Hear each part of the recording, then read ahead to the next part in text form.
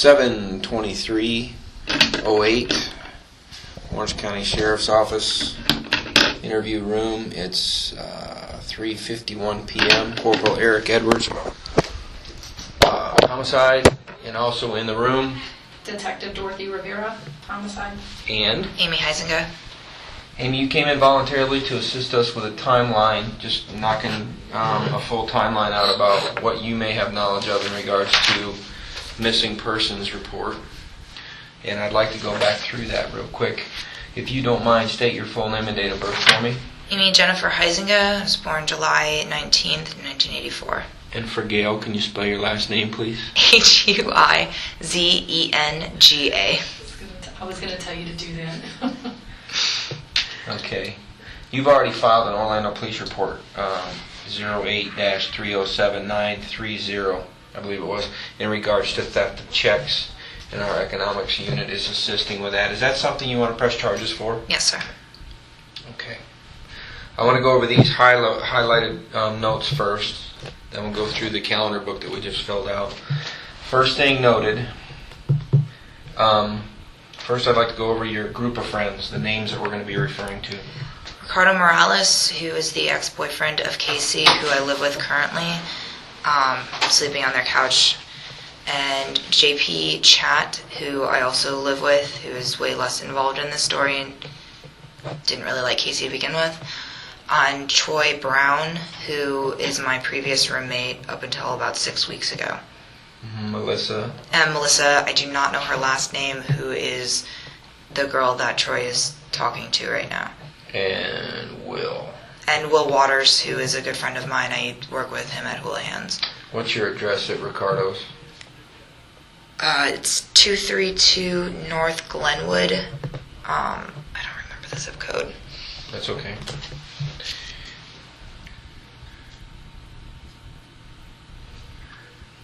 So you've had contact with Casey's grandmother, her mother, Yes.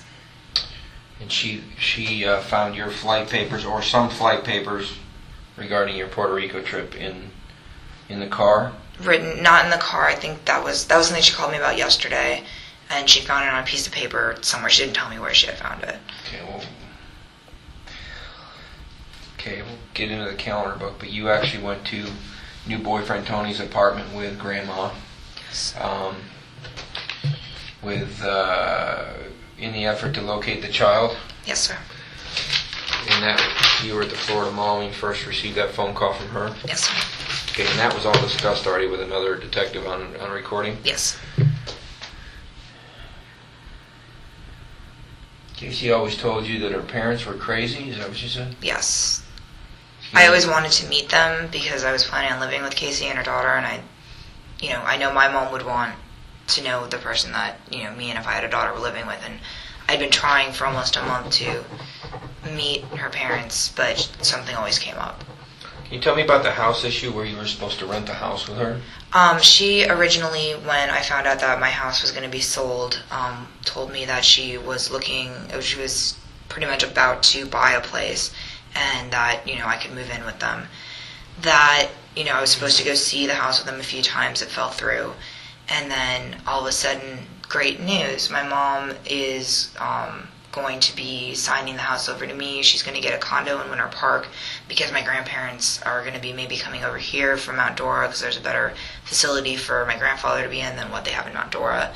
So, she's going to move to this condo, and then she's going to sign the house over to me, and I'm going to take over all the mortgage payments, and then we can just move in there. Great news, because I don't have to move, and blah, blah, blah, blah. Caylee can stay in this place that she's been in, or Caylee can be in the place that she's been in, and, that's awesome. And I was like, cool. So then... Well, when did that start? The first of it, when we were going to be... just moving into the place that she was buying, would have probably been mid-May, I think, is when I found out the house, there had been an offer on the house. Maybe early May, but probably closer to mid-May. And a lot of that stuff is on the text messages that I've provided. There is some stuff about us talking about the housing situation. And we did. You gave us consent verbally to... I've given all verbal consent to take anything off of my phone that would be of use. someone with a little smarter than I would have had you sign something probably, but as long as you gave me verbal. I give all permission to take anything off of there that you can use. Excellent. House talk, mid-May. And then it was probably early June-ish that, and it's on the text message and that would confirm a date, it just, there's too many to go through to find it. It was early to mid-June that the house was going to be, my mom was going to be signing the house over So to you were her. planning on moving in there in June?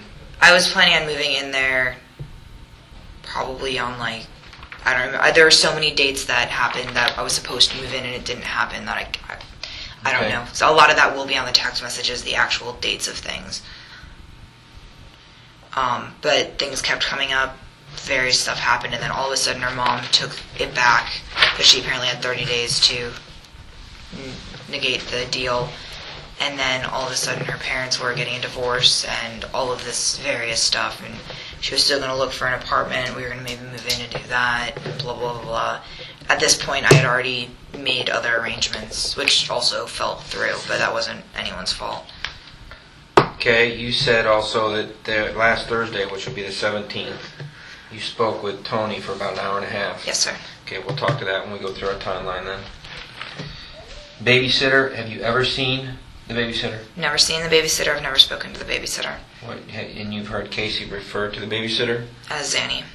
That's the name she uses? Yes. And there was another name you mentioned? She told me the name Zenaida. I couldn't at first remember when all of this happened, but then after hearing the name, it does sound like the name that she told me. But Zanny was what she always used, except for the one time that I questioned Zanny the name. Did she ever describe her? Not where she lived? Monies? Paying her? I never asked. It wasn't my business. You ever witness a phone call to her or from her? Not that I can recall.